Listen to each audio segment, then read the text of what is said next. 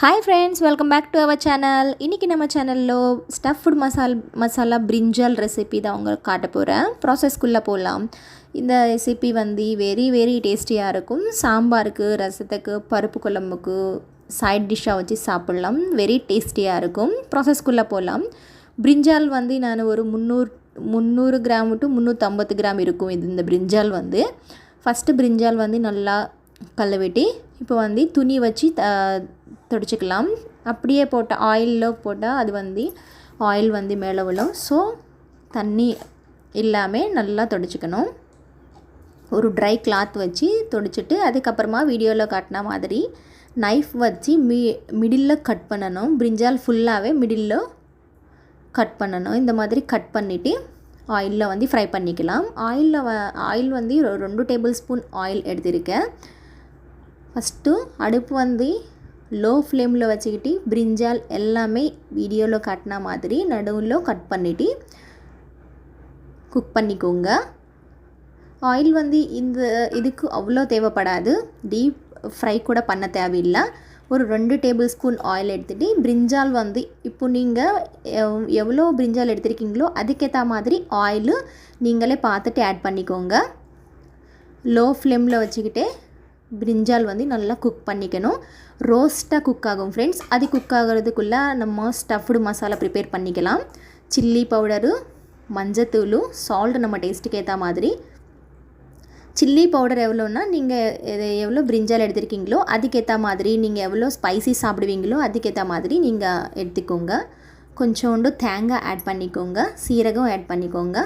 தேங்காய் வந்து தேங்காய் ஆட் பண்ணால் காரம் குறையும். அப்புறமா வந்து டேஸ்ட்டு கூட நல்லா இருக்கும்.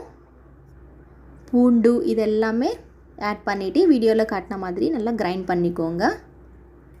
பிரிஞ்சால் வந்து ஒரு சைடு நல்லா குக் ஆனதுக்கப்புறமா இன்னொரு சைடு டர்ன் பண்ணணும்.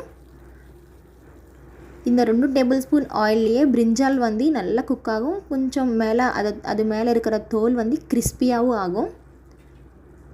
பிரிஞ்சால் குக் ஆனதுக்கப்புறமா ஒரு பிளேட்டில் எடுத்து வச்சுக்கலாம். இது வந்து குக் ஆகிறதுக்கு கூட அவ்வளோ டைம் தேவைப்படாது. ஒரு 10 மினிட்ஸ் கூட ஆகாது ஃப்ரெண்ட்ஸ். சீக்கிரமாகவே குக் ஆகிடும். இப்போ வந்து ஒரு பிளேட்டில் எடுத்து வச்சுருக்கலாம். கத்திரிக்காய் வந்து ஒரு பிளேட்டில் எடுத்துக்கலாம். கத்திரிக்காய் வந்து ஃபுல்லாகவே ஆறணும். அதுக்கப்புறமா தான் நம்ம மசாலா ஸ்டஃப் பண்ண முடியும். சூடாக இருக்கும்போது ஸ்டஃப் பண்ண முடியாது. கத்திரிக்காய் வந்து ஆறினதுக்கப்புறமா மசாலா ஸ்டஃப் பண்ணிக்கலாம். நீங்கள் வந்து ஸ்பைசி அதிகமாக வேணும், நாங்கள் காரம் அதிகமாகவே சாப்பிடுவோன்னா நீங்கள் மசாலா வந்து அதிகமாக ஸ்டஃப் பண்ணிக்கோங்க. இல்லைன்னா உங்கள் காரத்துக்கு ஏற்ற மாதிரி மசாலா ஸ்டஃப் பண்ணிக்கோங்க. நாங்கள் வந்து காரம் அதிகமாகவே சாப்பிடுவோம். ஸோ மசாலா வந்து இந்த பிரிஞ்சாலுக்கு போத் சைட்ஸே ஆட் பண்ணியிருக்கேன். கட் பண்ணி திருப்பிட்டு 2 சைடு ஆட் பண்ணியிருக்கேன் ஃப்ரெண்ட்ஸ். உங்கள் சாய்ஸு. அது மசாலா வந்து எந்த அளவுக்கு வேணுமோ அதுக்கேற்ற மாதிரி நீங்கள் ஸ்டஃப் பண்ணிக்கோங்க. டேஸ்ட் வந்து சூப்பராக இருக்கும். மசாலா கொஞ்சம் அதிகமாக ஆட் பண்ணால் பிரிஞ்சால் வந்து சப்புன்னு இருக்காது. டேஸ்ட்டு கூட நல்லா இருக்கும். இப்போ மசாலா ஸ்டஃப் பண்ணதுக்கப்புறமா கரண்டி வந்து இந்த மாதிரி கரண்டி எடுத்துக்கோங்க. இப்போது ஒரு 3 tablespoon oil again 3 tablespoon oil add பண்ணிக்கோங்க. ஆட் பண்ணிவிட்டு நல்லா சூடாகணும். ஆயிலு நல்லா சூடானதுக்கப்புறமா இந்த மாதிரி நான் வீடியோவில் காட்டின மாதிரி பண்ணணும். எதுக்கு இப்படி பண்ணணும்னா நம்ம பிரிஞ்சாலில் மசாலா ஸ்டஃப் பண்ணதுக்கப்புறமா அது வந்து ஃப்ரை பண்ணால் பிரிஞ்சால் வந்து ஒரு மாதிரி மேஷ் ஆகிடும். அந்த மாதிரி ஆகாமல் முன்னாடியே நம்ம வந்து சூடாக இருக்கிற ஆயில் வந்து இந்த மசாலா மேலே அப்ளை பண்ணால் மசாலா வந்து அவ்வளோ பச்சையாகவும் இருக்காது. பிரிஞ்சால் வந்து அப்படியே இருக்கும். ஸோ ஆயில் வந்து நல்லா ஹீட் ஆகணும்.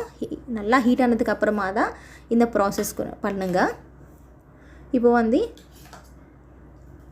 திருப்பி 3 டேபிள் ஸ்பூன் ஆயிலே ரிமைனிங் இந்த ஆயில் இருந்துச்சு ஃப்ரெண்ட்ஸ். இதுலேயே நம்ம கடுகு, சீரகம், கடலைப்பருப்பு, உளுந்து இதெல்லாமே ஆட் பண்ணிக்கணும்.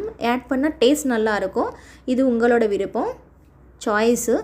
வேணும்னா ஆட் பண்ணிக்கோங்க, இல்லைன்னா ஸ்கிப் பண்ணிக்கோங்க. கொஞ்சோண்டு கருவேப்பிலை ஆட் பண்ணிக்கலாம்.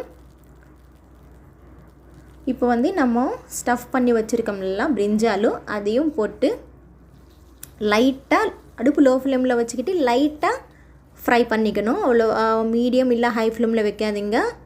கலர் வந்து சேஞ்ச் ஆகும், சீக்கிரமாகவே கருப்பு கலரில் வந்துடும். அந்த சில்லி பவுடர் வந்து கருப்பு கலரில் வந்துடும், அப்போ டேஸ்ட்டு வந்து மாறிடும். ஸோ இப்போ வந்து லைட்டாக ஒரு சைடு ஃப்ரை ஆனதுக்கப்புறமா இன்னொரு சைடு திருப்பி ஃப்ரை பண்ணிக்கோங்க. கொஞ்சம் ஒரு 1 மினிட் போதும்.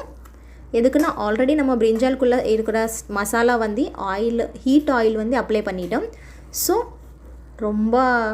ரொம்ப நேரமாக வந்து ஃப்ரை பண்ண தேவையில்லை.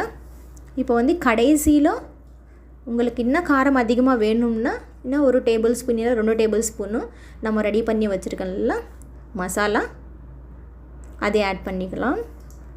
வெரி வெரி டேஸ்டியான ஸ்பைசி ஸ்டஃப்டு மசாலா பிரிஞ்சால் ரெடி ஆகிடுச்சு ஃப்ரெண்ட்ஸ். கண்டிப்பாக ட்ரை